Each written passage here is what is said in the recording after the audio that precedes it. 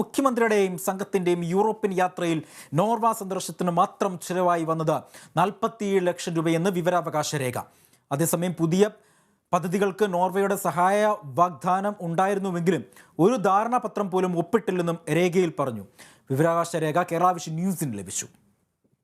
സ്വദേശി എസ് ധനരാജിന്റെ വിവരാവകാശ അപേക്ഷയിൽ നോർവേയിലെ ഇന്ത്യൻ എംബസി നൽകിയ മറുപടിയിലാണ് യാത്രാ ചെലവ് സംബന്ധിച്ച വിവരങ്ങളുള്ളത്. കഴിഞ്ഞ ഒക്ടോബറിലാണ് മുഖ്യമന്ത്രി പിണറായി വിജയനും മന്ത്രിമാരും പ്രിൻസിപ്പൽ സെക്രട്ടറിമാരും അടങ്ങുന്ന സംഘം നോർവേ സന്ദർശിച്ചത്. വിദ്യാഭ്യാസം, ആരോഗ്യം, ടൂറിസം തുടങ്ങി വിവിധ മേഖലകളിലെ നോർവേ മാതൃക പഠിക്കുവാനായിരുന്നു യാത്ര. ഈ മേഖലകളിലെ സഹകരണത്തിനും പുതിയ പദ്ധതികൾക്കും വേണ്ടി നോർവേ സഹായ വാഗ്ദാനവും നൽകിയിരുന്നു.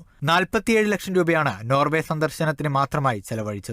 എന്നാൽ ഒരു ധാരണാപത്രം പോലും യാത്രയിൽ ഒപ്പിട്ടിട്ടില്ലെന്നും വിവരാവകാശ രേഖയിൽ പറയുന്നു. പിണറായി വിജയനാണ് 2019 ശേഷം നോർവേ സന്ദർശിച്ചിട്ടുള്ള ഇന്ത്യൻ മുഖ്യമന്ത്രി. പിണറായി വിജയനൊപ്പം വ്യവസായ മന്ത്രി പി രാജീവ്, ഫിഷറീസ് വകുപ്പ് മന്ത്രി V Abdurahman, planning board vice chairman V K Ramachandran, chief secretary V P Joy, principal സെക്രട്ടറിമാരായ K R Jyothilal, K S Sreenivas, Suman Billa, മുഖ്യമന്ത്രിയുടെ P A V M Suneesh, special officer Venu Rajamani എന്നിവരുമുണ്ടായിരുന്നു.